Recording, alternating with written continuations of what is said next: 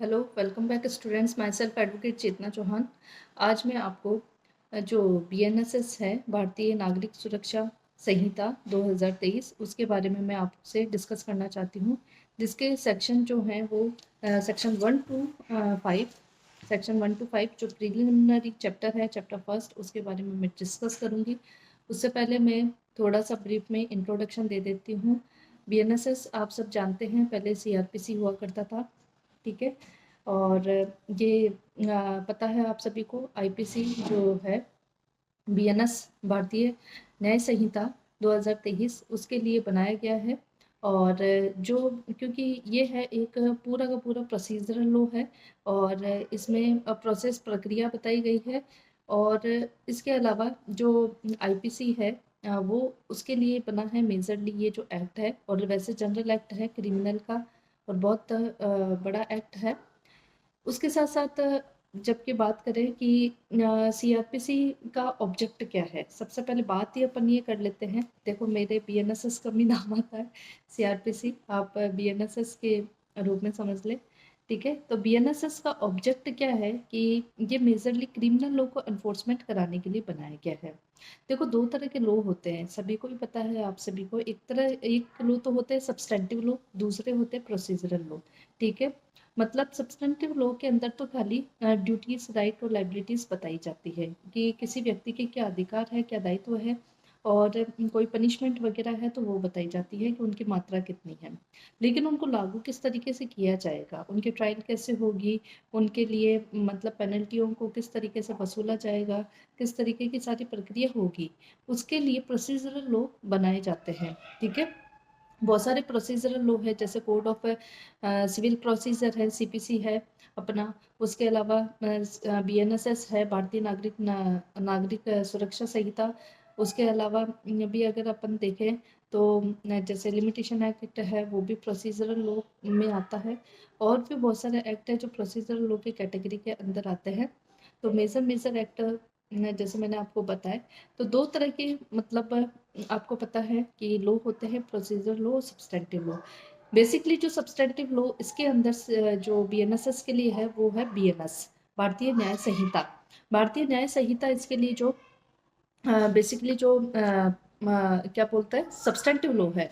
Substantive law है, उसी को ही पूरी प्रोसेस को, क्रिमिनल जो प्रोसेस है उसको कैसे फॉलो किया जाएगा, किस तरीके से एग्जीक्यूट किया जाएगा, एनफोर्स किया जाएगा, उसके लिए बीएनएसएस बनाया गया है। बीएनएस के अंदर तो केवल कोई अपराध किया है उसकी पनिशमेंट क्या होगी, और कितने दिन तक वो जेल में रहेगा, कितनी मात्रा में उसको पनिशमेंट दी जाएगी, कौन दे होगा, वो बताया गया है। और कौन देगा, कैसे ट्रायल चलेगी, कैसे इन्वेस्टिगेशन होगा, कैसे एविडेंस की रिकॉर्डिंग होगी, इन सब की जो चीज़ें हैं, इंक्वायरी कैसे की जाएगी, ये सब चीज़ें किसमें बताई जाती है, सीआरपीसी बीएनएसएस के अंदर बताई जाती है, ठीक है। तो आइए शुरू करते हैं इसको। सबसे पहले जो, पहले मैं और भी थोड़ा सा और इंट्रोडक्शन देती हूँ, देखो इसका, अगर आपको नहीं, थोड़ा सा नहीं पता चला है तो।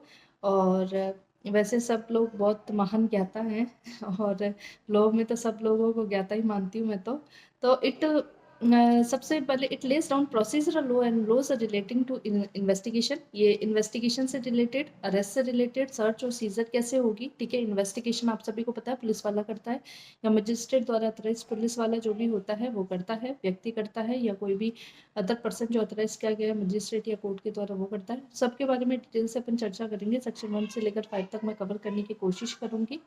थोड़ा सा मैं स्पीडली बोलती हूँ, मेरे से बोला नहीं जाता, धीरे धीरे रैंक रैंक के, तो प्लीज़ आप कैचअप करने की वो रखिए क्षमता। अरेस्ट, ठीक है।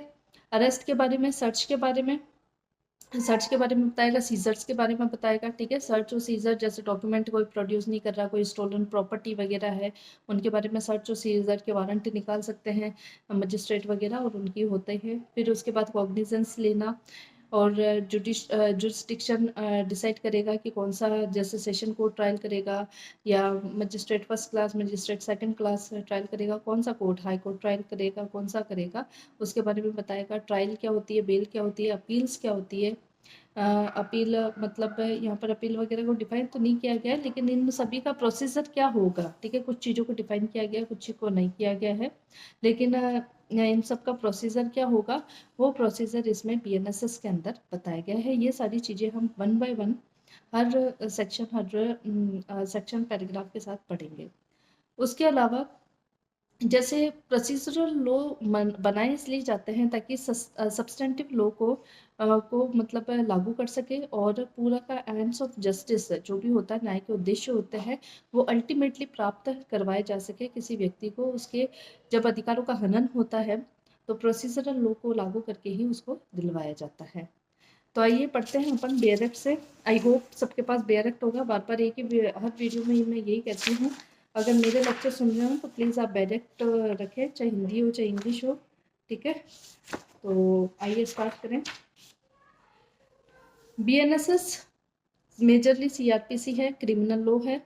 आईपीसी तो बताता है कि ऑफेंस क्या है और पनिशमेंट क्या है, और उसकी ट्रायल कैसे होगी, उसको किस हिसाब से दी जाएगी, कौन सा मजिस्ट्रेट ट्रायल करेगा, कौन से प्लेस पर होगी, ये सारी चीज़ें कौन बताएगा आपको, सीआरपीसी बीएनएसएस बताएगा। देखो पहले सीआरपीसी हुआ करता था, ठीक है। सीआरपीसी जो अपना कोड ऑफ जो क्रिमिनल प्रोसीजर था 1973 का, जो लागू हुआ था 1 अप्रैल 1974, ठीक है। याद है नहीं है? ठीक है, नहीं है याद तो रिकॉल कर लेना। अभी तक तो आरजेएस के अंदर न्यू और दो ओल्ड दोनों ही हैं, और हो सकता है नई वाली वैकेंसी में चेंज कर दे ये लोग, बाकी याद दोनों ही होने चाहिए, ठीक है। मेन पॉइंट तो वैसे ज़्यादा चेंज नहीं है, सेक्शन ही ऊपर नीचे करके बेवकूफ़ बनाया गया है। तो कुछ एक नई चीज़ें डाली तो वो तो अमेंडमेंट से भी डाल सकते थे, लेकिन सरकार को अपनी बात रखनी थी, अपनी छाप छोड़नी थी, जो छोड़ दी। अब बात आती है कि क्या बोलते हैं, 1 अप्रैल 1974 को आपको पता है 1974 को सीआरपीसी एप्लीकेबल हुआ था, ठीक है। जो अब तक चल रहा था, कब तक चल रहा था ये? 1 जुलाई 2024 तक चल रहा था, क्योंकि 1 जुलाई 2024 को क्या आ गए, 3 मेजर एक्ट आ गए। कौन सा? बीएसए भारतीय साक्ष्य अधिनियम, ठीक है 2023, बीएनएस भारतीय न्याय संहिता 2023, और बीएनएसएस भारतीय नागरिक सुरक्षा संहिता 2023। ये 3 मेजर एक्ट आ गए। अगर बीएनएसएस की बात करें तो इसको असेंट कब मिली? 25 दिसंबर 2023 को राष्ट्रपति जी ने हस्ताक्षर किए थे, ठीक है। और इस पर हस्ताक्षर किए। ये 46 एक्ट है, 46 नंबर वाला एक्ट है 2023 का, ठीक है। 2023 का 46 नंबर का एक्ट है ये। और अभी कंपटीशन टफ हो रहा है, तो आप एक्ट नंबर भी याद रखें, इनके एनफोर्समेंट डेट, इनके असेंट डेट, इसमें कितने सेक्शन है, कितने शेड्यूल है, कौन सा शेड्यूल किसके बारे में कहती है। तो थोड़ा सा डिटेल में अपन को पढ़ने की ज़रूरत है, क्योंकि अब चीज़ें आसान नहीं रही है अपने लिए, ठीक है। तो मैंने बता दिया आपको, 46 नंबर एक्ट है 2023 का। 1 जुलाई 2024 को तो ये लागू हुआ था। 25 दिसंबर 2023 को इसको प्रेसिडेंट की असेंट मिली थी। और बीएनएसएस अभी भारतीय नागरिक सुरक्षा संहिता 2023 इसका पूरा नाम है। पहले ये कोड ऑफ क्रिमिनल प्रोसीजर 1973 हुआ करता था, ठीक है। सबसे पहले इसका प्रेम्बल, अगर प्रेम्बल की बात करें तो प्रेम्बल क्या है, हाँ एक चीज और बता दो, इसमें टोटल सेक्शन क्या है? 531। कितने हैं? 531 सेक्शन थे, जबकि सेक्शन है थे क्या, और पहले जो सेक्शन हुआ करते थे सीआरपीसी में वो 484 सेक्शन हुआ करते थे। 484 सेक्शन हुआ करते थे, शेड्यूल 2 हुआ करती थी, और चैप्टर 37 हुआ करते थे। अब जो है इसके अंदर, तो चैप्टर तो हो गए इसके अंदर 39 चैप्टर हो गए, 2 चैप्टर और बढ़ गए, ठीक है ना। 39 तो इसके अंदर चैप्टर हो गए। पहले 37 चैप्टर हुआ करते थे, अब 39 चैप्टर हो गए। पहले 484 सेक्शन हुआ करते थे, अब जो सेक्शन होते हैं वो 531 सेक्शन है, ठीक है। और शेड्यूल इसके अंदर भी 2 है, पहले भी शेड्यूल 2 हुआ करती थी, ठीक है। अब किसी भी अपराध की या किसी भी आपराधिक जो स्तर है, श्रेणी है, वो 3 तरीके की मतलब दौर से गुजरती है। अगर उनका कोई भी क्रिमिनल स्टेज है, वो 3 तरीके की मतलब स्तर से गुजरता है। सबसे पहले इन्वेस्टिगेशन होता है, फिर उसकी इंक्वायरी होती है, फिर लास्ट उसके ट्रायल होती है। ट्रायल में कंक्लूजन निकाला जाता है कि जो व्यक्ति है वो दोषी है या निर्दोष है, उसने वह अपराध किया है या नहीं किया है, इसके बारे में बताया जाता है। तो ये मेनली क्रिमिनल की जो क्रिमिनल स्टेज होती है वो 3 स्तर पर होती है। पहला इन्वेस्टिगेशन होता है, दूसरा इंक्वायरी होती है, और तीसरा ट्रायल होती है। देखो इन्वेस्टिगेशन और इंक्वायरी को तो पहले सीआरपीसी में भी डिफाइन कर रखा था और बीएनएसएस में भी डिफाइन किया है। ट्रायल को ना तो नई वाली में डिफाइन किया है ना पुरानी वाली में डिफाइन कर रखा था। ट्रायल सिंपल सा है, विचारण करना, ठीक है। जब चार्ज वगैरह आरोप वगैरह लग जाते हैं तो मजिस्ट्रेट कोर्ट विचारण करके कंक्लूजन निकालते हैं कि मतलब जो व्यक्ति है उसने अपराध किया है या नहीं है, ही इज अ गिल्टी और इनोसेंट, ठीक है। उसके बाद सेक्शन 1 पे चलते हैं अपन। दिस एक्ट में भी कॉल्ड भारतीय नागरिक सुरक्षा संहिता 2023। इसको क्या कहा जाएगा? भारतीय नागरिक सुरक्षा संहिता 2023 कहा जाएगा। इसका क्लोज 2 है, the provision of this Sanhita other than those relating to chapter 9, 11 and 12 thereof shall not apply to state of Nagaland and tribal area. ऐसा क्यों?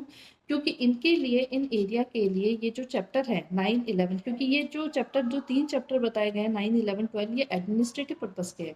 और एडमिनिस्ट्रेशन में आपको पता है ओवरऑल कंट्रोल स्टेट का रहता है। तो राज्य सरकार चाहे जैसे जिस तरीके से नए नियम कायदे लगा के उनको इन एरिया पर लागू करवा सकती है, जब चाहे, जब ऑफिशियल गजट में नोटिफिकेशन निकालेगी और जैसे नियम कायदे लगाकर इन चैप्टर को लागू करवाना है तो लागू करवा सकेगी। चैप्टर 9, 11, 12 बेसिकली जो है पब्लिक ट्रैंक्विलिटी से रिलेटेड चैप्टर है। तो चैप्टर जो 9, 11, 12 है वो बेसिकली पब्लिक ट्रैंक्विलिटी मतलब लोक शांति से रिलेटेड चैप्टर है। मैं बता भी देती हूँ। 9 आपको सबको पता है बॉन्ड बनवाते हैं, ठीक है, शांति बनाए रखने के लिए ऑफेंडर से जो बॉन्ड बनवाए जाते हैं, ठीक है, कीपिंग पीस वाला जो चैप्टर है वो चैप्टर 9 है आपका। चैप्टर 11 की बात करें तो चैप्टर 11 है maintenance of public order and tranquillity, ठीक है। पब्लिक ऑर्डर वगैरह जो ये धारा 144 वगैरह जो भी लगती है उनके बारे में बता रखा है। उसके बाद है पब्लिक न्यूसेंस वाले जो चैप्टर है, और चैप्टर 12 जो है मतलब preventive action of the police. Police मतलब अपराध होने से पहले ही क्या क्या मतलब जो मेजर्स है, जो मेजर्स है, माध्यम या कार्य कर सकती है, जिससे अपराध, अगर पुलिस को लगता है, आशंका है कि कोई अपराध होने वाला है तो उससे पहले ही उस अपराधी को पकड़कर जेल में डाल सकती है। या बहुत सारे ऐसे कोई प्रिवेंटिव मेजर दे रखे हैं सेक्शन 168 से लेकर सेक्शन 172 के अंदर, बीएनएसएस के अंदर, तो वहां पर मतलब पुलिस कर सकती है। तो ये चैप्टर, जो 3 चैप्टर हैं, ये स्टेट ऑफ नागालैंड और ट्राइबल एरिया के अंदर स्टेट गवर्नमेंट की by notification in the official gazette लागू करवा सकती है और उसके हिसाब से ही ये लागू होंगे। अब देखो एक्सप्लेनेशन इसका कहता है, in this section tribal area means the territories which immediately before 21st day of January 1972 were included in the tribal area of Assam as referred to para 20 of the 6th schedule of the constitution। Tribal area वगैरह के बारे में सारा जो 6th schedule है constitution के उसके बारे में दे रखा है, और वही ट्राइबल एरिया है जो 21 जनवरी 1974 से के पहले का था, ठीक है। और other than those with in the local limits of the municipality of Shillong, जो शिलोंग की म्यूनिसिपैलिटी के भीतर आते हैं उनके अलावा। फिर it shall come into force by notification. ये कब फोर्स में आया वो आप सभी को पता है, 1 जुलाई 2024 को ये फोर्स में आया, 2024 को ये फोर्स में आया जब ऑफिशियल गजट में नोटिफाई किया गया। देखो सेक्शन 2 इसका डेफिनेशन का है। अभी वापस आते हैं सेक्शन 2 के ऊपर, जिससे पहले अपन एप्लीकेबिलिटी से रिलेटेड सारे सेक्शन एक साथ कर लेते हैं। सेक्शन 3 पे चलो एक बार। सेक्शन 3 कहता है construction of references. Construction of references का मतलब है यहाँ पर इस आदमी को ये नाम से बोला जाएगा, ठीक है, उसके बारे में बता रखा है कि किसको क्या संज्ञा दी गई है एक तरीके से। Section 3, unless the context otherwise requires any reference in any law to the magistrate with any qualifying word magistrate of the first class or magistrate of the second class shall in relation to any area be constitute at। अगर magistrate of first class को तो क्या कहा जाएगा? judicial magistrate first class, और second class को क्या कहा जाएगा? judicial magistrate of second class, ठीक है। एज द केस में भी exercising jurisdiction in their area. जिस हिसाब से सीआरपीसी ने इनका जुरिस्डिक्शन बांट रखा है उस हिसाब से उस मजिस्ट्रेट को, फर्स्ट क्लास वाले को क्या कहा जाएगा? Judicial magistrate of the first class, and second class को कहा जाएगा judicial magistrate of the second class, ठीक है। जेएमएफसी फर्स्ट एंड जेएफएफसी सेकंड कहा जाएगा। थर्ड क्लास मजिस्ट्रेट भी होता था पर अब नहीं होता है, ठीक है। पुरानी सीआरपीसी में भी नहीं था, इससे पहले वाली सीआरपीसी में था और अब भी नहीं है। उसके बाद है क्लोज टू इसका, सेक्शन 3 का clause two, where under any law or other than this Sanhita the functions exercisable by magistrate related to matters. अब इसमें दो तरीके के काम बता रखे हैं, अगर ये काम करता है तब तो जुडिशियल मजिस्ट्रेट कहलाएगा, अगर इनके अलावा ऐसे काम करता है तो वो क्या कहलाएगा, एग्जीक्यूटिव मजिस्ट्रेट कहलाएगा।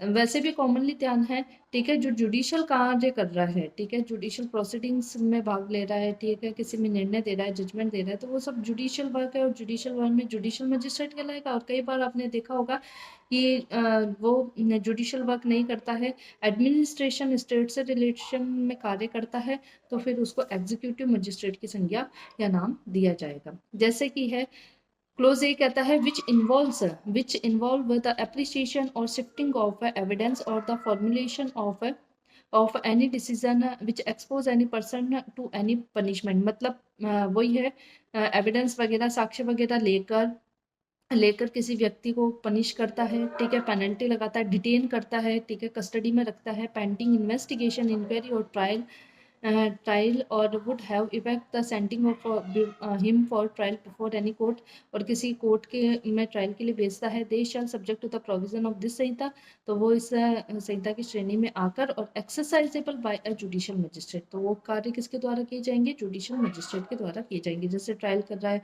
एविडेंस रिकॉर्ड कर रहा है, ठीक है, कोर्ट को भेज रहा है, ठीक, इस तरीके के जो कार्य होंगे, पनिशमेंट दे रहा है, कंक्लूड कर रहा है, एक्विट कर रहा है, और गिल्टी कर रहा है उसको, तो ये सारे कार्य कौन करेगा, जुडिशियल मजिस्ट्रेट करेगा। इसका क्लोज बी कहता है विच आर एडमिनिस्ट्रेटिव और executive in nature, which are administrative and और एग्जीक्यूटिव इन नेचर, ठीक है, शासन प्रशासन वाले जो कार्य हैं, जैसे जैसे मैंने अभी बताया था, धारा 144 के जो कार्य, धारा एक कर्फ्यू वाले टाइम में पब्लिक ट्रैंक्विलिटी से रिलेटेड कोई कार्य में कर रहा है, अपन और भी इनके बारे में पढ़ेंगे, चैप्टर 8 9 और सॉरी चैप्टर 9 9 11 और 12 जो अभी पहले ही आए थे, इनमें ज़्यादातर दे रखा है एग्जीक्यूटिव मजिस्ट्रेट के बारे में, और इसके कार्य दे रखे हैं, वहाँ पर उसका रूल आएगा।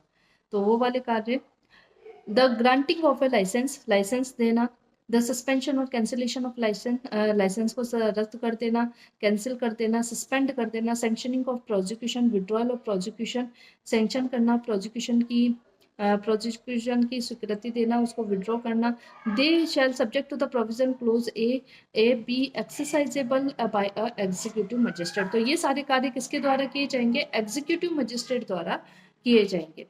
सेक्शन 4 क्या है, ट्रायल ऑफ ऑफेंसेस अंडर भारतीय Nyaya Sanhita 2023 and other laws है। अब ये कह रहा है कि ये बीएनएसएस किसकी ट्रायल करेगा, ऑल द ऑफेंसेस अंडर भारतीय न्याय संहिता। मतलब पहले ये कहा था, पहले वाले में सीआरपीसी में क्या कहा था कि आईपीसी की जो अपराध है उसकी ट्रायल करेगा, यहाँ पर आईपीसी की जगह क्या हो गया, बीएनएस हो गया। बीएनएसएस के में जो लिखे हुए अपराध हैं उनके क्या करेगा, ये बीएनएसएस ट्रायल करेगा। शैल बी इन्वेस्टिगेशन भी करेगा, इंक्वायरी करेगा, inquired into, tried and otherwise dealt with according to the provision hereinafter contained. और जैसे इस संहिता के अंदर प्रोविजन बता रखे हैं उस तरीके से ये डील करेगा। क्लोज 2 है कि सबसेक्शन 2 है, all offences under any other law shall be investigation inquired into and otherwise dealt with the according to the same provision but subject to any enactment for the time being in course regulating the manner or place investigating inquiring into trying or otherwise dealing with such offence. कहने का मतलब है, जब तक कोई विशेष प्रकार का अगर नहीं दे रखे हैं, जैसे किसी किसी में दे रखा है, पोक्सो की बात करें तो वहाँ पर दे रखा है सेशन कोर्ट करेगा, ठीक है, तो इस तरीके से अगर किसी किसी एक्ट में पर्टिकुलरली दे रखा है कि ये वाला कोर्ट करेगा या इन्हीं कोई पावर है, जैसे जुवेनाइल की बात करें तो जीजेबी देखते हैं, तो उन लोगों को अपन नहीं छेड़ेंगे, उन एक्ट को अपन नहीं छेड़ेंगे, उन कानून को नहीं छेड़ेंगे। बाकी के सबके अगर जहाँ पर स्पेशली एक्सप्रेस नहीं है वहाँ पर कौन करेगा ट्रायल, ये बीएनएसएस के अकॉर्डिंग ही की जाएगी। सेविंग्स है, सेविंग्स सेक्शन 5 में दे रखी है। सेक्शन 5 सेविंग्स के बारे में क्या कहता है, nothing contained in this, section 5 है सेविंग्स के बारे में, ठीक है, nothing contained in this Sanhita shall in the absence of specific provision to the contrary affect any special or local law for the time being in force, any special jurisdiction or power conferred or any special form or procedure prescribed by any other law for time being in force है। अगर किसी special या local law में अगर कोई बात कह रखी है तो वो उसी के अकॉर्डिंग डील होगा, बीएनएसएस के प्रोविजन उसको अफेक्ट नहीं करेंगे, ठीक है। तो इस तरीके से तो ये थे सेक्शन 1, सेक्शन 3, सेक्शन 4 और सेक्शन 5। अब डिटेल में अपन बात करते हैं, ये तो सारे वन लाइनर थे। डिटेल में अपन चर्चा जो करते हैं वो चर्चा करते हैं अपन सेक्शन 2 की। सेक्शन 2 इसका बेसिकली डेफिनेशन सेक्शन है, बहुत ही इंपॉर्टेंट है। अगर आपको डेफिनेशंस इसकी अगर समझ में आती है तो मैं तो ये मानती हूँ 10 से 30% या 40% भी लगभग आप BNSS आपकी कवर हो जाती है। फिर तो आपको प्रोविज़न टू प्रोविज़न पढ़ना ही है, बाकी अगर ये चीज़ें आपने अगर समझ ली तो डेफिनेशन से स्टार्ट करते हैं लेटस। ठीक है, डेफिनेशन इसकी क्या क्या है मैं आपको एक बार बता देती हूँ। सेक्शन 2 डेफिनेशन के बारे में कहता है। सेक्शन 2A है ऑडियो वीडियो इलेक्ट्रॉनिक मीन्स, पहले नहीं हुआ करती थी। देखो, इसको बनाने का मेन यही मकसद रहा है क्योंकि आजकल जो हो रहे हैं बहुत सारे साइबर क्राइम हो रहे हैं, व्हाट्सएप से हो रहे हैं, और ऑनलाइन बहुत सारे फ्रॉड हो रहे हैं। बहुत सारी ऐसी टेक्नोलॉजीज आ गई हैं जिनसे क्रिमिनल एक्टिविटीज़ वगैरह हो रही है। तो अब कानून में बदलाव की आवश्यकता पड़ी, इसलिए सबसे पहले इन्होंने डेफिनेशन ही किसकी डाल दी, ऑडियो वीडियो इलेक्ट्रॉनिक मीन्स की डाल दी। पहले इसलिए नहीं हुआ करती थी, पहले टेक्नोलॉजी नहीं थी, अब टेक्नोलॉजी है तो आ गए ऑडियो वीडियो इलेक्ट्रॉनिक मीन्स भी आ गए। तो 2A audio video electronic means है। बी बेल, बेल को पहले डिफाइन नहीं कर रखा था, अपन नॉर्मली इसका मतलब निकालते थे, और वही मतलब अब इन्होंने स्पेसिफिकली डिफाइन कर दिया। 2B bell, 2C bailable offence, पहले होता था बेलेबल ऑफेंस, पहले भी होता था अभी भी है। 2D बेल बॉन्ड है, ये भी पहले नहीं थी। 2E बॉन्ड है, ये भी पहले नहीं थी। 2F चार्ज है, 2F चार्ज है। 2G कॉग्निजेबल ऑफेंस है। 2H कंप्लेंट है। 2I इलेक्ट्रॉनिक कम्युनिकेशन, ये भी न्यू डेफिनेशन है। 2J high court. 2K inquiry. 2L investigation. 2M judicial proceeding. 2N local jurisdiction. 2O non cognizable offence. 2P notification. 2Q offense. 2R officer in charge of police station. 2Q offense. 2Q offense. 2R officer in charge of police station. 2S place. 2T 2T है police report. 2U police station. 2V public prosecutor. 2W 2W sub division. 2X summons case. 2Y victim, victim को पहले उसमें जोड़ रखा था, ठीक है, लेकिन अब विक्टिम की अलग से क्लोज बना दिया।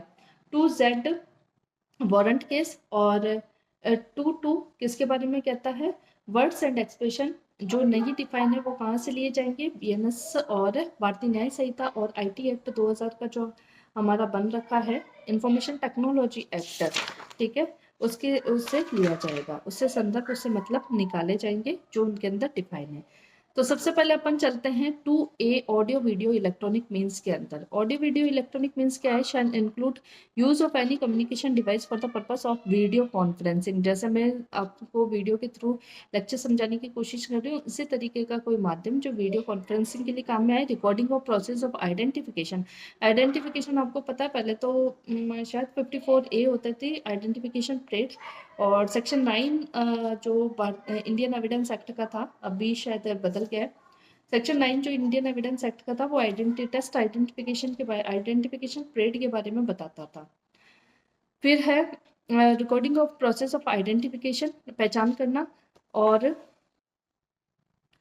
तो process of identification, search and seizure of evidence, search और सीजर, कोई डॉक्यूमेंट, मैंने अभी पहले बताया डॉक्यूमेंट प्रोड्यूस नहीं कर रहा, कोई प्लेस की सर्च और सीजर करनी है। उसके अलावा मतलब जो क्या बोलते हैं स्टोलन प्रॉपर्टी वगैरह हम, तो उनकी उनसे रिगार्डिंग हो सकते हैं। ट्रांसमिशन ऑफ इलेक्ट्रॉनिक कम्युनिकेशन, इन इलेक्ट्रॉनिक कम्युनिकेशन का transmission, and for such other purposes and by such other means as the state governments by rules provided. और भी कोई स्टेट गवर्नमेंट ऐसा कोई स्पेसिफाई करते हैं तो वो सारी किसके अंदर आएंगे, माध्यम ऑडियो वीडियो इलेक्ट्रॉनिक मीन्स के अंदर आएंगे। 2B है बेल। बेल इंपॉर्टेंट डेफिनेशन है। देखो जो नई नई डेफिनेशन जो ऐड की गई है उनका आप ज़रूर ध्यान में रखें क्योंकि नई चीज़ों को पूछने का ज़्यादा आसार है। तो 2B बेल, बेल इंपॉर्टेंट है वैसे भी।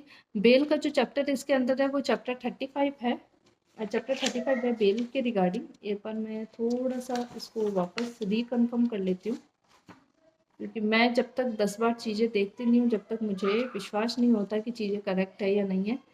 सही है, चैप्टर 35 है बेल का BNSS के अंदर। तो bail offence, sorry bail offence क्या है, 2B है bail, means release of a person accused of or suspected of a commission of a offence from the custody of law. ठीक है, पुलिस की कस्टडी में या जो भी है जुडिशियल कस्टडी में है, किसी व्यक्ति को रख रखा है और उसको उस व्यक्ति को रिहा करना, एक तरीके से उसको छोड़ना, मुक्त करना। ठीक है, सस्पेक्टेड हो, अगर आशंका है कि वो कोई अपराध करेगा तो उसको उस कस्टडी से छोड़ना, रिहा करना अपन सर्टन कंडीशन इम्पोस्ट, कोई भी कंडीशन लगाई जा सकती है, जैसे कि इंडिया से बाहर नहीं जाएगा या और भी कोई जमानती देगा, इतना पैसे जमा करवाएगा, श्योरिटी देगा, तो बहुत सारी कंडीशन, जैसा भी कोर्ट के ऑफिसर या कोर्ट कहता है वो सारी शर्तें लगाकर किसी व्यक्ति को किसी पुलिस कस्टडी या जुडिशियल कस्टडी जो भी है या कस्टडी से रिहा किया जाता है on execution bye such person of a bond और बेल बॉन्ड। बॉन्ड और बेल बॉन्ड भरवाकर, शर्तें लगाकर किसी व्यक्ति को रिहा किया जाता है कस्टडी से, वो ही क्या कहलाता है, बेल कहलाता है। उसके बाद है सी बेलिएबल ऑफेंस। इसका चैप्टर लिख लेना साइड में, चैप्टर कौन सा है, बेल का चैप्टर है चैप्टर 35। उसके बाद है बेलिएबल ऑफेंस। बेलिएबल ऑफेंस कौन से है, जिनमें जमानत मिल जाती है आसानी से। ठीक है, bailable offence means an offence which is shown bailable in the first schedule. यहाँ पर तो डेफिनेशन अलग है, जो फर्स्ट शेड्यूल में बेलिएबल बता रखी है, चाहे अपराध जिस कैटेगरी का है, बीएनएसएस ने ही बता दिया कि इन ऑफेंसेस को तो हम बेलिएबल मानेंगे और इनको नॉन बेलिएबल मानेंगे। तो फर्स्ट शेड्यूल में जो बता रखे हैं वो ऑफेंस बेलिएबल ऑफेंस की कैटेगरी में आएंगे, which is made bailable by any other law for the time being in force, या किसी कानून में। जैसे बहुत सारे ऐसे एक्ट हैं, अभी तो मेरे को किसी का याद नहीं आ रहा किसमें क्या है, बाकी बहुत सारे ऐसे एक्ट है, जैसे डीवी एक्ट है और भी एक्ट है, जिनमें ये बता रखा है कि कौन सा अपराध अगर इसमें किया जाता है तो वो बेलिएबल होगा, इस एक्ट के अंदर कोई अपराध किया गया तो बेलिएबल होगा, नॉन बेलिएबल होगा, तो वो पहले ही बता दिया जाता है, तो वो भी ऑफेंस बेलिएबल के कैटेगरी में आएंगे। एंड नॉन बेलिएबल का ऑफेंस का मतलब क्या है, बाकियों को छोड़ के सारे क्या है, एनी अदर ऑफेंस क्या होंगे, नॉन बेलिएबल ऑफेंस होंगे। इनके बारे में डिटेल किसमें बता रखी है, फर्स्ट शेड्यूल, जो पीछे पूरा एक्ट खत्म हो गया, जो शेड्यूल दे रखी है उसके अंदर, पहले शेड्यूल के अंदर बता रखी है। शेड्यूल मतलब अनुसूची। दूसरा 2D है बेल बॉन्ड। बेल बॉन्ड क्या होते हैं, नई डेफिनेशन है, means N undertaking for release with surety. एक अंडरटेकिंग ली जाती है, एक तरह से गारंटी ली जाती है, श्योरिटी की एक जमानती दे दो और जमानती के बिहाफ पर उस व्यक्ति को क्या किया जाता है, रिहा किया जाता है, वो ही बेल बॉन्ड है। तो अंडरटेकिंग फॉर रिलीज है विथ श्योरिटी बेल बॉन्ड, और विदाउट श्योरिटी बॉन्ड होता है। 2E में बॉन्ड बता रखा है, मीन्स अ पर्सनल बॉन्ड, खुद की ही मतलब अंडरटेकिंग पर रिलीज किया जाता है, रिहा किया जाता है विदाउट श्योरिटी, कोई भी जमानती उससे नहीं लिया जाता है, तो वो बॉन्ड कहलाता है। 2F चार्ज, इंपॉर्टेंट है चार्ज भी। चार्ज की जो प्रोविजन है वो सेक्शन 234 से लेकर सेक्शन 247 तक आपको देखने को मिलेंगे। पहले 2B हुआ करता था चार्ज का। चार्ज का मतलब है सिंपल सा आरोप। ठीक है, आरोप लगाएगा तभी कोर्ट कचहरी में आएगा। कोई चीज का मानते हैं कि इसने मेरी गाय चुरा ली, या इसने मेरे को पैसे नहीं दिए, इसने मेरे को धोखा दिया, या इसने इसका मर्डर किया, तो कोई ना कोई आरोप लगाए जाते हैं। ठीक है, any head of charge when the charge contain more than one head, more than any head of charge का मतलब है या तो एक है, खाली चोरी का इल्जाम लगा सकता है, और मोर देन वन हेड का मतलब क्या होगा, चोरी के साथ साथ मारपीट, जैसे इसने मेरा इसने मेरा मोबाइल भी चुराया, 2 थप्पड़ भी मार के गया है और मेरे को चोटें भी पहुंचाई है। तो इस तरीके से मोर देन वन हेड्स के भी चार्ज हो सकते हैं। तो चार्ज के बारे में डिटेल से 234 से लेकर 247। Charge is an important section है, मतलब ये पूरा का पूरा आपकी जजमेंट राइटिंग में भी काम में आता है, प्लस इसको समझना क्वेश्चन आंसर फॉर्म में भी बहुत ज़रूरी है। आगे चलते हैं 2G cognizable offence. Cognizable offence एक तरह से संगीन नेचर के होते हैं, सीधी सी बात है, थोड़े से ग्रेविटी इनकी ज़्यादा होती है। Means an offence for which and cognizable case means a case a police officer may in accordance with the first schedule or under any other law for the time being enforce arrest without warrant. ठीक है, बिना warrant के, बिना warrant क्या होता है, एक तरह का ऑर्डर होता है जो मजिस्ट्रेट या कोर्ट इशू करता है कि उस व्यक्ति को अरेस्ट करके लाओ या यहाँ पर आप सर्च या सीजर कर सकते हो, ऐसे आदेश है एक तरह से। वारंट का मतलब है आदेश, सिंपल सा। जो आदेश कौन देगा, मजिस्ट्रेट या कोर्ट के द्वारा दिया जाता है, उसके कहे अनुसार ही पुलिस वाले फिर आगे काम करते हैं।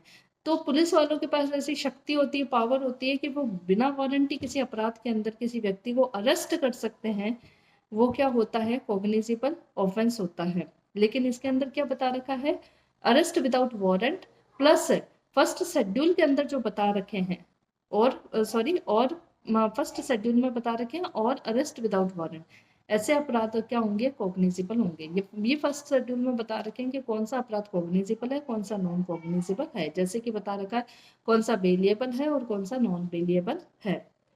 2H है कंप्लेंट, मोस्ट इंपॉर्टेंट कंप्लेंट।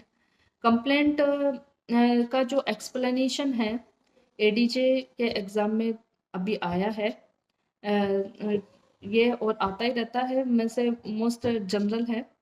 तो 2H है कंप्लेंट के बारे में, पहले 2T हुआ करता था। कंप्लेंट क्या है, मीन्स एनी एलिगेशन। देखो कंप्लेंट का या कुछ कुछ कुछ डेफिनेशंस तो ऐसी है हर एक्ट में कि उनका एक एक वर्ड इंपॉर्टेंट है। जैसे कि ये कंप्लेंट वाली है, फिर आएगी इन्वेस्टिगेशन वाली, तो ऐसे ऐसे में तो हर एक वर्ड इंपॉर्टेंट है। क्या कह रहा है, मीन्स एनी एलिगेशन, क्या लगा रहा है, पहले तो एलिगेशन आरोप लगा रहा है कि कैसे, ओरली और इन राइटिंग, या तो मौखिक रूप से लगा रहा है या लिख के, मतलब कंप्लेंट रिपोर्ट दे दी जाकर थाने में, ठीक है ना। यहाँ पर थाने में तो नहीं आएगा क्योंकि कंप्लेंट है, कंप्लेंट तो मजिस्ट्रेट को होती है, ठीक है।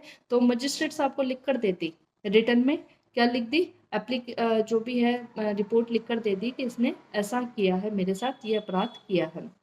और in writing to a magistrate with view to taking option. अब मजिस्ट्रेट साहब को पत्र खाली रखने के लिए तो नहीं दिया, किस लिए दिया है कि मजिस्ट्रेट साहब उस पर क्या ले, एक्शन ले, with view to taking action under this Sanhita, इस संहिता के अंदर, that some person whether known और अननोन। अब ये भी क्वेश्चन आता है, क्या कंप्लेंट नोन पर्सन की जा सकती है, वो उसको जानता था उसकी कंप्लेंट कर सकती है, कोई अनजान व्यक्ति के लिए कंप्लेंट नहीं हो सकती है, ठीक है। तो वेदर नोन और unknown has committed an offence, जिसने ऑफेंस किया है, but does not include a police report. इसके अंदर FIR जो पुलिस रिपोर्ट होती है वो इंक्लूड नहीं होती। मतलब सीधा सा, क्योंकि क्यों नहीं होती, क्योंकि पुलिस रिपोर्ट किसको की जाती है, हम पुलिस ऑफिसर को की जाती है जनरली, और ये किसको हो रही है, मजिस्ट्रेट को हो रही है। कैसे हो रही है, ओरली और इन राइटिंग हो रही है। क्यों हो रही है, with a view to taking action, किसके द्वारा हो रही है, वेदर अ पर्सन नोन और अननोन, किसके खिलाफ, जिसने अपराध किया है। और क्या इंक्लूड नहीं होगा, पुलिस रिपोर्ट इसके अंदर इंक्लूड नहीं होगी, ठीक है।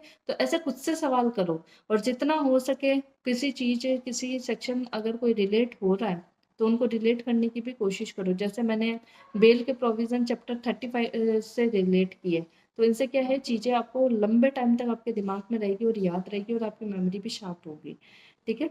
और यही तरीका होता है दूसरों से अलग बनने का। इसका एक्सप्लेनेशन है, एग्जाम में आ चुका है, पहले भी आ चुका है, मेंस में, प्री में, सभी में आ चुका है, अभी लेटेस्ट रेडी एग्जाम में भी आया है। एक्सप्लेनेशन क्या कहता है, a report made by a police officer in a case which discloses after investigation, a report made by a police officer in a case which discloses after investigation the commission of a non cognizable offense। ठीक है, किसी police वाले ने कोई report कर ली, ठीक है, report ले ली, ठीक है, और रिपोर्ट के हिसाब से इन्वेस्टिगेशन कर दी, और इन्वेस्टिगेशन से पता चला कि ये अपराध तो कैसा है, नॉन कॉग्निजिबल है, जबकि FIR किस में होती है, कॉग्निजिबल ऑफेंस के अंदर। तो अब क्या करें, तो इसमें क्या हो जाएगा, जो वो रिपोर्ट उसने पुलिस ऑफिसर ने जो बनाई है या उसके समक्ष जो आई है इन्वेस्टिगेशन के दौरान, तो वो तो हो जाएगी कंप्लेंट, और पुलिस वाला इस केस में क्या हो जाएगा, कंप्लेनेंट हो जाएगा, ठीक है। तो ये जो चीज है ये बहुत इंपॉर्टेंट प्रोविजन है। कोई ऐसा जो केस होता है, कोई रिपोर्ट किससे कोई पुलिस वाला बनाता है, और इन्वेस्टिगेशन के बाद उसे पता चलता है या दौरान उसको पता चलता है कि ये तो नॉन कॉग्निजिबल केस है, तो पुलिस ये रिपोर्ट तो बन जाएगी कंप्लेंट, और पुलिस वाला इस केस में क्या बन जाएगा, कंप्लेनेंट बन जाएगा। इसके अंदर जो इम्पोर्टेंट केस है वो केस जैसे मैं बता देती हूँ। जैसे कंप्लेंट का है मोहम्मद यूसुफ वर्सेस आफाक अफाक जहान, मोहम्मद यूसुफ वर्सेस अफाक जहान 2006 का केस है सुप्रीम कोर्ट का। Held that there is no prescribe format of complaint. इसमें ये बता रखा है कंप्लेंट का कोई भी प्रारूप प्रिस्क्राइब्ड नहीं है, मतलब कैसे भी मैं एक व्यवस्थित तरीके से या किसी भी फॉर्मल और इनफॉर्मल तरीके से कंप्लेंट की जा सकती है मजिस्ट्रेट के समक्ष। लेकिन कुछ असेंशियल कंडीशन जरूर होती है कंप्लेंट की, जो इस केस के अंदर बताई गई। जैसे कि कंप्लेंट किसी भी फॉर्म में हो सकती है, जैसे कि इसमें बता रखा है ओरली या राइटिंग हो सकती है। No complaint is deemed to be complainant unless it commits an offence punishable by law. Complaint तब तक नहीं मानी जाएगी जब तक कि उसने कोई ऐसा कोई कार्य नहीं किया जो विधि द्वारा क्या हो, अपराध हो या पनिशेबल हो।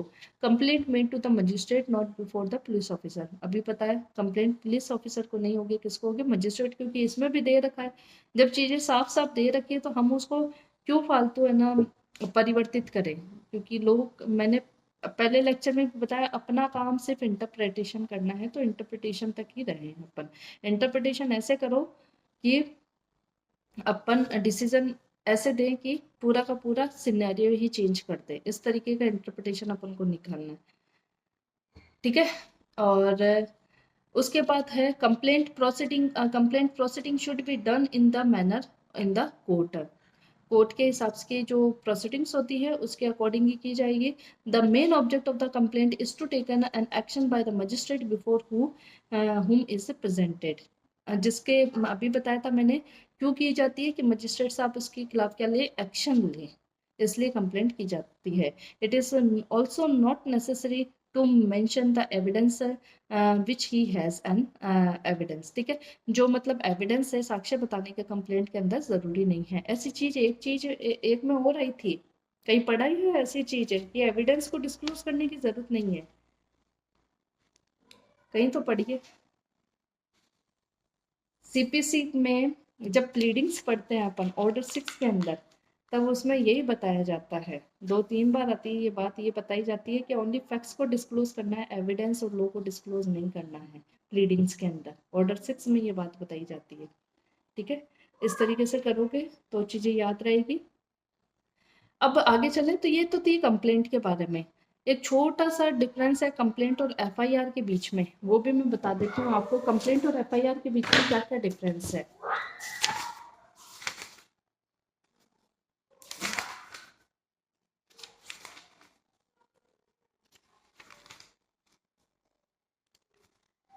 कंप्लेंट और एफआईआर, या एफआईआर कह दो या पुलिस रिपोर्ट कह दो, कंप्लेंट क्या होती है, it can be made by any person, ठीक है।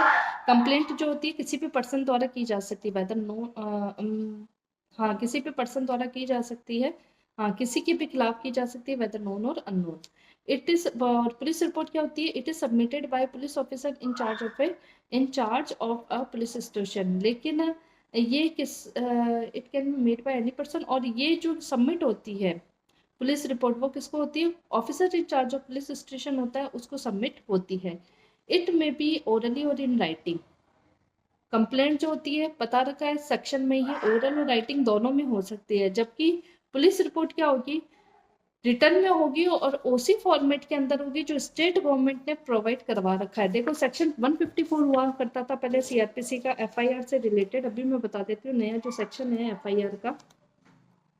एक्चुअली मेरे को भी बहुत टाइम हो गया है ये सब देखे हुए, मैं बताती हूँ आपको, शायद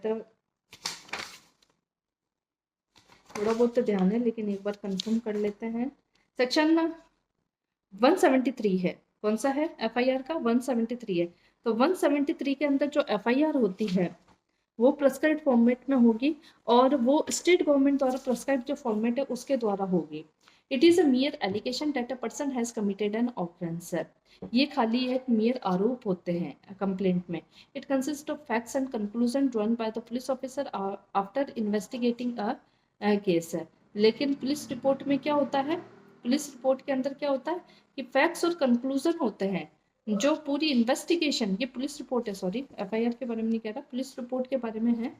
ये जो मतलब जो क्या बोलते हैं, पूरा का पूरा कंक्लूजन इन्वेस्टिगेशन का निचोड़ निकाल कर और उसमें किया जाता है।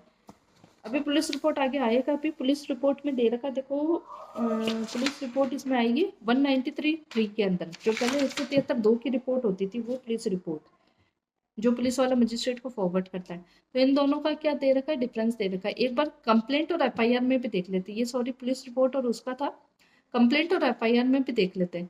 कंप्लेंट क्या होती है, मजिस्ट्रेट को होती है, एफआईआर किसको होती है, पुलिस वाले को होती है। कंप्लेंट क्या होती है, नॉन कॉग्निजिबल और कॉग्निजिबल दोनों तरह के अपराध में हो सकती है, जबकि एफआईआर किस में होती है, कॉग्निजिबल अपराध में ही होती है। अगर नॉन कॉग्निजिबल में होगी तो अभी अपन ने एक्सप्लेनेशन पढ़ा था, क्या हो जाएगा, पुलिस वाला तो कंप्लेनेंट हो जाएगा, और जो पुलिस रिपोर्ट है वो क्या हो जाएगी, वो कंप्लेंट ट्रीट हो जाएगी, ठीक है। उसके बाद है मजिस्ट्रेट हिमसेल्फ इंक्वायर और ask a subordinate to investigate under section 156(3). इसके अंदर आएगा, ये तो पुराना है सीआरपीसी का। तो मजिस्ट्रेट क्या कर सकता है, इंक्वायरी करवा सकता है और अपनी इंक्वायरी कर सकता है, इन्वेस्टिगेशन के लिए ऑर्डर दे सकता है, किसमें, कंप्लेंट में। लेकिन पुलिस एफआईआर में कौन इन्वेस्टिगेशन करेगा, ओनली पुलिस ऑफिसर इन्वेस्टिगेशन करेगा। No need for magistrate to give copy, complaint की कॉपी देना मजिस्ट्रेट के लिए आवश्यक नहीं है, लेकिन a copy of FIR free of cost to informant पर पुलिस ऑफिसर। लेकिन पुलिस वाले के द्वारा इन्फॉर्मेंट जिसने एफआईआर लिखवाई है उसको फ्री ऑफ कॉस्ट कॉपी देना कंपलसरी है, एफआईआर की कॉपी देना कंपलसरी है, जबकि कंप्लेंट की कॉपी मजिस्ट्रेट के द्वारा कंप्लेनेंट को देना जरूरी नहीं है। तो ये मेजर मेजर डिफरेंस थे कंप्लेंट और एफआईआर के बीच में। आगे चले अपन। आगे है 2I electronic communication means the communication of any written verbal pictorial information or video content transmitted or transfer whether from one person to another, from one device to another, from one person to device, from device to a person। कैसे भी कर लो, mobile से किसी person को भेज रहे हैं, mobile to mobile भेज रहे हैं, पर्सन टू मोबाइल भेज रहे हैं, किसी भी पिक्चोरल फॉर्म में हो सकती है, रिटन फॉर्म में हो सकती है, वर्बल फॉर्म में हो सकती है। तो कोई सा भी माध्यम हो सकता है bye means of an electronic device. Electronic device आप सब जानते हैं, टेलीफोन, मोबाइल फोन हो सकता है, अदर वायरलेस टेलीकम्युनिकेशन डिवाइस हो सकते हैं वाईफाई के द्वारा या कोई और भी पेन ड्राइव वगैरह के द्वारा, और a computer, audio video player, camera और एनी अदर इलेक्ट्रॉनिक डिवाइस और इलेक्ट्रॉनिक फॉर्म एज में be specified by notification by the central government. Electronic communication के लिए देखना, नोटिफाई कौन कर रही है, सेंट्रल गवर्नमेंट। और ऑडियो वीडियो इलेक्ट्रॉनिक मीन्स कौन नोटिफाई कर रहा है, स्टेट गवर्नमेंट। यही बस बैरेक्ट इसी तरीके से बस नब्ज पकड़ी जाती है बैरेक्ट की, क्योंकि कभी अगर एग्जामिनर को घुमाना हो, जाता नहीं घुमाएगा वो, एवरेज नंबर सभी को ही देगा, लेकिन पास उन्हीं को ही करेगा जो टॉपर आएंगे। और टॉपर कैसे आएंगे, जब इन चीज़ों पर ध्यान दिया जाएगा। ऑडियो वीडियो इलेक्ट्रॉनिक मीन्स में क्या कर दिया, स्पेसिफाइड बाय स्टेट गवर्नमेंट होगी। यहाँ पे इलेक्ट्रॉनिक कम्युनिकेशन कौन स्पेसिफाइड कर रहा है, सेंट्रल गवर्नमेंट स्पेसिफाइड कर रही है। तो ये चीज़ें ध्यान रखना, कैसा भी क्वेश्चन आ सकता है। तो रिटर्न वर्बल फॉर्म में, पिक्चोरल फॉर्म में हो सकती है, किसी भी इलेक्ट्रॉनिक डिवाइस द्वारा हो सकती है, पर्सन टू डिवाइस हो सकती है, डिवाइस टू डिवाइस हो सकती है, डिवाइस टू पर्सन हो सकती है। ऐसी इंफॉर्मेशन, ऐसा कम्युनिकेशन क्या कहलाता है, इलेक्ट्रॉनिक कम्युनिकेशन कहलाता है, जो कि 2I के अंदर दे रखा है। न्यू डेफिनेशन है, इंपॉर्टेंट है। आगे चलते हैं 2J high court. 2J high court के बारे में अपन चलते हैं। क्या है 2J, ठीक है। अब थोड़ी सी चर्चा करते हैं अपन आगे जाके हाई कोर्ट के बारे में। 2J इसके बारे में हाई कोर्ट है। सबसे पहले इसमें तो लिख रखा है कि हाई कोर्ट का मतलब क्या होगा, 2I में in relation to any state, state के रिलेशन में। स्टेट जो है वो 29 है, पहले 28 हुआ करते थे, तेलंगाना अब नया स्टेट है अपने यहाँ पे। लेकिन जो हाई कोर्ट अपने यहाँ पर है ऑल ओवर इंडिया, वो 25 हाई कोर्ट है। तो in relation to a state, state the high court of that state. जैसे राजस्थान की बात करें तो राजस्थान की जो प्रिंसिपल बेंच है हाई कोर्ट कहाँ है, जोधपुर के अंदर, और इसकी जो बेंच है वो कहाँ है, जयपुर के अंदर, ठीक है। तो हाई कोर्ट कहाँ है, राजस्थान की बात करें तो जोधपुर हाई कोर्ट जो भी है इसका। और क्लोज सेकंड कहता है in relation to the UT union territory to which the jurisdiction of the high court for the state has been extended by the law that high court. जैसे कि बात करें, देखो अंडमान और निकोबार आइलैंड का अपना हाई कोर्ट नहीं है, ये यूटी है, यूनियन टेरिटरी है। तो उसका हाई कोर्ट कौन सा लगता है, कलकत्ता हाई कोर्ट है, ठीक है। तो जिसका जो जुरिस्डिक्शन लग रहा है, जिस यूटी का क्या लग रहा है, जुरिस्डिक्शन लग रहा है, तो उसका वह हाई कोर्ट। जैसे कलकत्ता हाई कोर्ट किस यूटी का लग रहा है, अंडमान एंड निकोबार आइलैंड का लग रहा है, तो अंडमान और निकोबार के लिए कौन सा होगा, यूनियन टेरिटरी के लिए high court Calcutta high court होगा। थर्ड है in relation to any other union territory the highest court of criminal appeal for that territory other than the supreme court of India. क्योंकि हाईएस्ट क्रिमिनल अपील का court कौन सा है अपने यहाँ, supreme court of India है।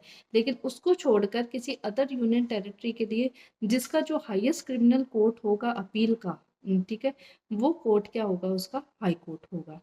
थोड़ा सा और जनरल नॉलेज के लिए और फॉर इंटरव्यू पर्पस के लिए मैं थोड़ा और आपको हाई कोर्ट के बारे में बताती हूँ।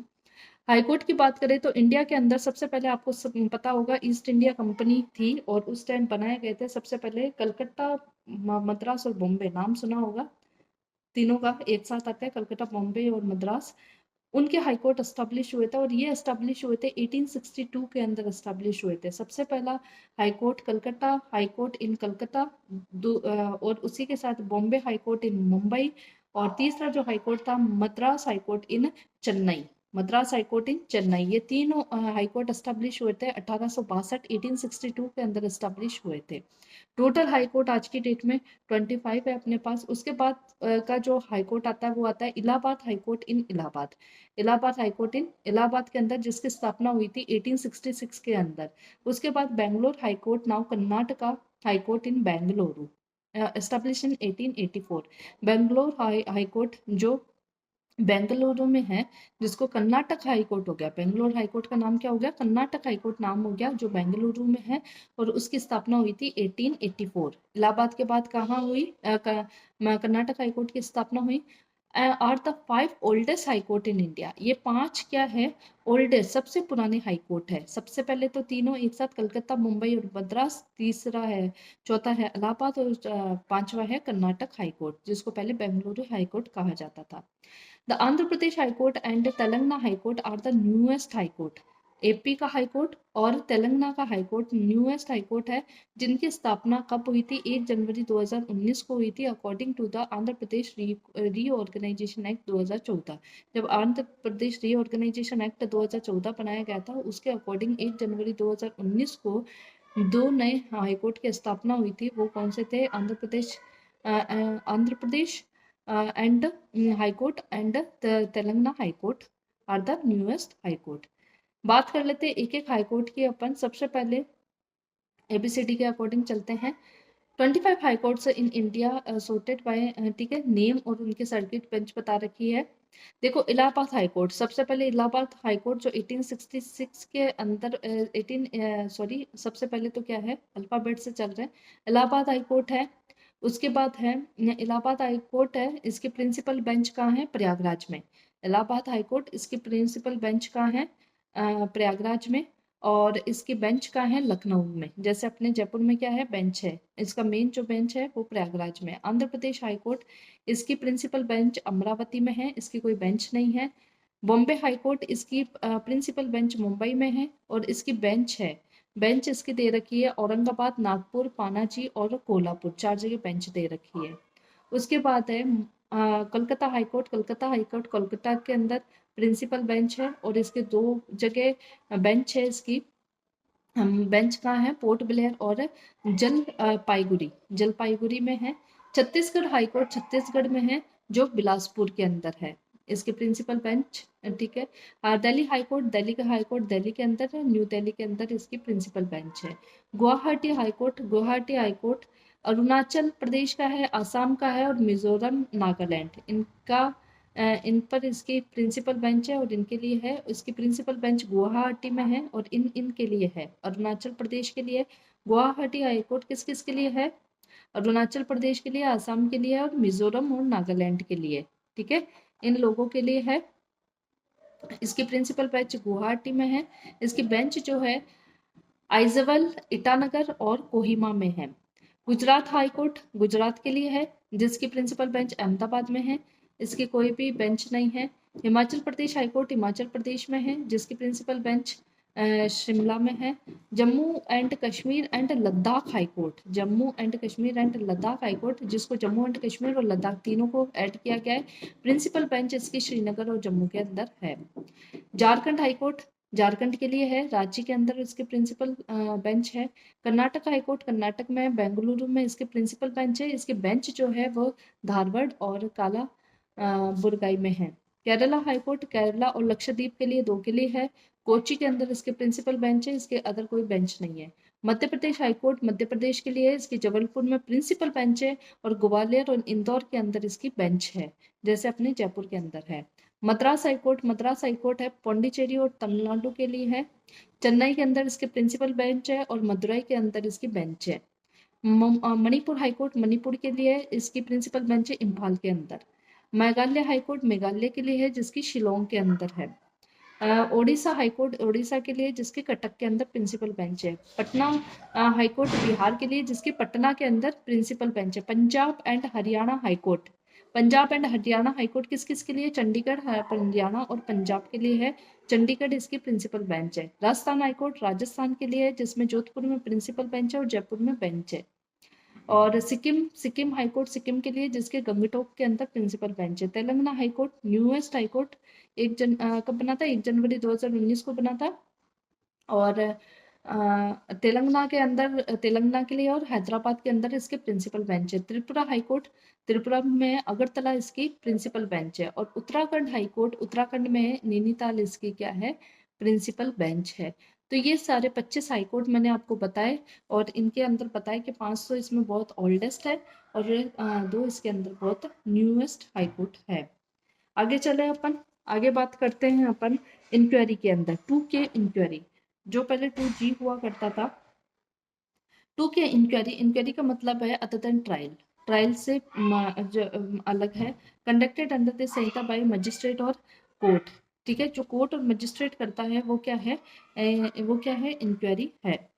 2L है इन्वेस्टिगेशन। इन्वेस्टिगेशन आपको पहले भी थोड़ा बहुत पता है, किसके द्वारा की जाएगी? पुलिस ऑफिसर द्वारा की जाएगी। Include all the proceeding under the Sanhita, जितनी भी प्रोसीडिंग है इस संहिता में। कलेक्शन ऑफ एविडेंस सबसे इंपॉर्टेंट है, कलेक्शन ऑफ एविडेंस। ठीक है, एविडेंस को कलेक्ट करने के लिए की जाती है। Conducted by a police officer by any person authorise by, कई बार इसको बच्चे ऐसे पढ़ लेते हैं अथराइज मतलब मजिस्ट्रेट कर रहा है, मजिस्ट्रेट नहीं कर रहा है, मजिस्ट्रेट अथराइज कर रहा है पर्सन को, और पुलिस वाला कर रहा है। और किसके लिए कर रहा है? कलेक्शन ऑफ एविडेंस के लिए कर रहा है, वो क्या है? इन्वेस्टिगेशन है।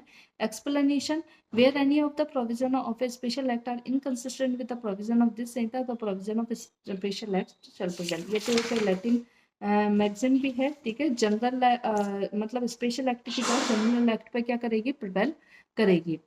फिर है 2M judicial proceeding, includes any proceeding in the course of which evidence is may be legally taken होता है। प्रोसीडिंग, जुडिशियल प्रोसीडिंग का मतलब क्या होता है? जहां पर साक्ष्य ओथ पर शपथ पर लिए जाते हैं वो जुडिशियल प्रोसीडिंग होती है।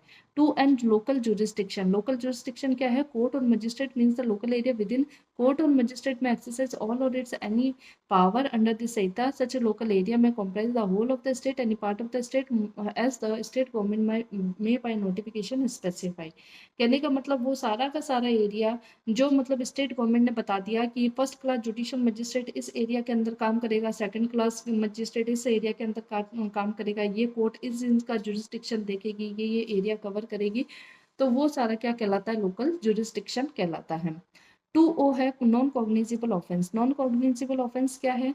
कॉग्निजिबल तो संगीन प्रकृति के थे, नॉन कॉग्निजिबल थोड़े से कम संगीन अपराध है, और जो कि वो ही है जिसमें पुलिस वाले को अथॉरिटी नहीं होती, no authority to arrest without warrant, बिना कोर्ट और मजिस्ट्रेट के ऑर्डर के बिना जिसमें अरेस्ट नहीं कर सकता पुलिस वाला, वो कौन से होंगे? नॉन कॉग्निजिबल ऑफेंस होंगे, जो 2O में बता रखे हैं। ये भी शेड्यूल के अंदर स्पेसिफाई कर रखे हैं, वैसे इसमें बात नहीं लिख रखी। 2P है नोटिफिकेशन। नोटिफिकेशन का मतलब वही है जो ऑफिशियल गजट राजपत्र में जो प्रकाशित कर दे। 2Q है 2Q राजपत्र देखा होगा, सभी ने देखा होगा। राजपत्र नहीं देखा हो तो देख लो, इस तरीके का होता है राजपत्र, ऐसे आता है, ये तो कॉपी है, इस तरीके के राजपत्र आते हैं। ऐसे राजपत्र में जो एस्टेब्लिश कर देते हैं वो छाप देते हैं, वो क्या होते हैं? नोटिफिकेशन होते हैं। ठीक है, और फिर है 2Q offence. Offence means any act or omission, कोई भी भूल हो गई है, कोई ऐसा कार्य किया है, made punishable by any law for the time being in force in respect of which complaint is made under section 20 of the cattle trespass act 1871।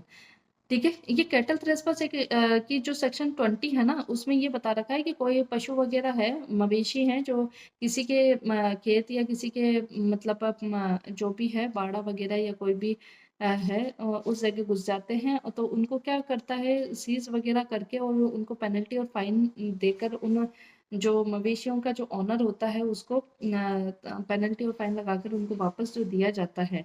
तो इस तरीके की क्या उनकी प्रक्रिया होगी, कितना उनका जो फाइन वगैरह किस तरीके से वसूला जाएगा और है, तो उसके बारे में भी बताता है। जो भी ऑफेंस का मतलब यहाँ पर क्या होगा? कोई भी ऐसा कार्य, कोई भी ऐसी भूल जो लॉ द्वारा, जो कानून द्वारा क्या हो? पनिशेबल हो, उसे क्या कहा जाता है? ऑफेंस कहा जाता है। 2R officer in charge of police station क्या होगा? पुलिस स्टेशन का भाषातक अधिकारी वह व्यक्ति होगा जिसके मतलब when the officer in charge of police station is absent from the station house or unable from ingress, मतलब वो जिसके अधिकार में पूरा थाना रहता है, सीधी सी बात है। लेकिन यहाँ पर ये तो डिफाइन नहीं किया गया, थोड़ी अलग बात कह रखी है कि police station in absent of the police station house or unable form unless other cause to perform his duties the officer present at the station house है, ठीक है। अगर कोई पुलिस वाला ऑफिसर इंचार्ज है, अगर वो अनेबल इलनेस के कारण या अपनी ड्यूटीज परफॉर्म नहीं कर सकता, तो उसके अलावा कोई कांस्टेबल से रैंक के ऊपर का आदमी क्या हो सकता है, स्टेशन हाउस का officer in charge of police station हो सकता है। Present at the police station, जो उपस्थित हो, who is next in the rank to such officer as is above the rank of constable when the state government so direct any other, और state government चाहे तो किसी को भी बना सकती है 5 साल तक अधिकारी। 2S है प्लेस। प्लेस के अंदर हाउस भी आता है, बिल्डिंग भी आती है, टेंट भी आता है, व्हीकल भी आता है और वेसल भी आता है, ठीक है। जहाज पर भी अगर कोई अपराध किया है, इंडियन जहाज है, तो अपराध इस श्रेणी में आ जाएगा, बीएनएसएस की श्रेणी में आ जाएगा और उसकी ट्रायल होगी। 2T है police report. Report forwarded, report ऐसी रिपोर्ट जो रिपोर्ट बनाकर पुलिस वाले द्वारा मजिस्ट्रेट को भेजी जाती है, और किसके तहत भेजी जाती है, एक तो 193(3) के अंदर, जो पहले 173(2) होती थी, 193(3) के अंदर जो भेजी जाती है वो क्या होती है, पुलिस रिपोर्ट। ये ऐसी रिपोर्ट होती है जो इन्वेस्टिगेशन वगैरह करके पुलिस ऑफिसर क्या पूरा चिट्ठा बनाकर मजिस्ट्रेट को भेजता है, वही क्या कहलाएगी, पुलिस रिपोर्ट कहलाएगी। फिर 2U है police station. Means any post और प्लेस, कोई भी पोस्ट कोई भी जगह हो सकती है, डिक्लेयर जनरली और specifically by the state government. Police station घोषित कर दे। 2B police station includes any local area specified by the state government in this behalf. 2B है पब्लिक प्रोसिक्यूटर। पब्लिक प्रोसिक्यूटर कोई भी पर्सन अपॉइंटेड जो कि basically state government द्वारा, राज्य सरकार इसको अपॉइंट करती है सेक्शन 18 के तहत, and includes any person acting under the direction of PP. Public prosecutor के जो डायरेक्शन में अगर कोई व्यक्ति कार्य कर रहा है तो भी वो पब्लिक प्रोसिक्यूटर माना जाएगा 2B के अंदर। और जो सेक्शन धारा 18 के अंदर जो स्टेट गवर्नमेंट द्वारा, इसमें स्टेट गवर्नमेंट अभी नहीं लिख रखा, धारा 18 में इसको डिटेल्स से दे रखा है, आगे पढ़ेंगे पब्लिक प्रोसिक्यूटर के बारे में, तो वो व्यक्ति यहाँ पर होगा। 2W sub division. Sub division क्या होता है, डिस्ट्रिक्ट के ही जो छोटे छोटे भाग होते हैं वही क्या होंगे, सब डिवीजन होंगे, जिला के जो टुकड़े हैं। 2X है सम्मन केसेस। सम्मन केसेस कौन से होते हैं, relating to an offence not being a warrant case. इसमें तो ऐसे तो सबसे पहले आप किसको पढ़ो, warrant case. Warrant case 2Z में दे रखे हैं। 2Z क्या कहता है, warrant case means a case relating to an offence with a date. अगर कोई ऐसा अपराध है जिसके अंदर पनिशमेंट मृत्युदंड है, आजीवन कारावास है, या कारावास 2 साल से ज्यादा का है, ठीक है, इम्प्रिजनमेंट एक्सीडिंग 2 years, तो वो क्या कहलाएगा, वो तो कहलाएगा वारंट केस। इनके अलावा जो भी केसेस हैं वो क्या कहलाएंगे, सम्मन केस, जो 2X के अंदर है। 2W पहले विक्टिम हुआ करता था, अब 2Y के अंदर विक्टिम है। विक्टिम जो भी पीड़ित पक्षकार है, a person who has suffered any loss or injury caused by the reason of fact or act or omission accused cause, ठीक है, अभियुक्त के द्वारा अगर कोई भी ऐसा कार्य किया जाता है, कोई ऐसी भूल की जाती है जिससे उसको इंजरी हो, ऐसे व्यक्ति को इंजरी हो या लॉस सफर करे, तो वो विक्टिम कहलाएगा। इसके अंदर उसके गार्जियन और लीगल हेयर, ठीक है, अगर वो मर जाता है तो उसके जो गार्जियन होंगे, उसके जो लीगल हेयर है, वो भी इस श्रेणी में विक्टिम माने जाएंगे। तो ये तो थी जो डेफिनेशन है सेक्शन 2 के अंदर, जो सेक्शन क्लोज 2 से लेकर क्लोज Z तक अपने पास है सारी डेफिनेशन थी, जिसके अंदर बहुत सारी नई भी देखने को मिली, एक दो हटी भी हैं, जैसे कि इंडिया। इंडिया पहले डिफाइन था, अब इंडिया डिफाइन नहीं है, और इस तरीके से ये डेफिनेशंस दे रखी हैं। इनके अंदर कुछ केसेस भी हैं, बाकी ये मोस्ट इंपॉर्टेंट है, प्री पर्पज से तो बहुत मोस्ट इंपॉर्टेंट है। इसका जो सेक्शन 2(2) है वो कहता है words and expression used herein and not defined but defined in the information technology act 2000 and Bharatiya Nyaya Sanhita 2023 shall have the meanings respectively assigned to them in that act and Sanhita. कहने का मतलब यहाँ पर जिन वर्ड्स का मतलब नहीं दे रखा है, तो वो मतलब अपन कहाँ से उठाएंगे, या तो BNS 2023 से उठाएंगे या फिर IT एक्ट 2000 से उठाएंगे। तो इस तरीके से ये सेक्शन 1 to 5 आपको ब्रीफ मान लो या डिटेल मान लो, मैंने आपको समझाने की कोशिश की है, और एग्जाम पर्पज से इतना काफ़ी है। और भी अगर इसके लिए डिटेल में आपको पढ़ना है तो सम्राट पब्लिक अग्रवाल की जो आती है बुक, ठीक है, उस बुक को लाकर आप डिटेल में इनके बारे में और भी विस्तृत से पढ़ सकते हैं। And thank you. आगे के लेक्चर अगली सीरीज में लेकर आएंगे आप लोगों के लिए। तब तक के लिए गुड बाय।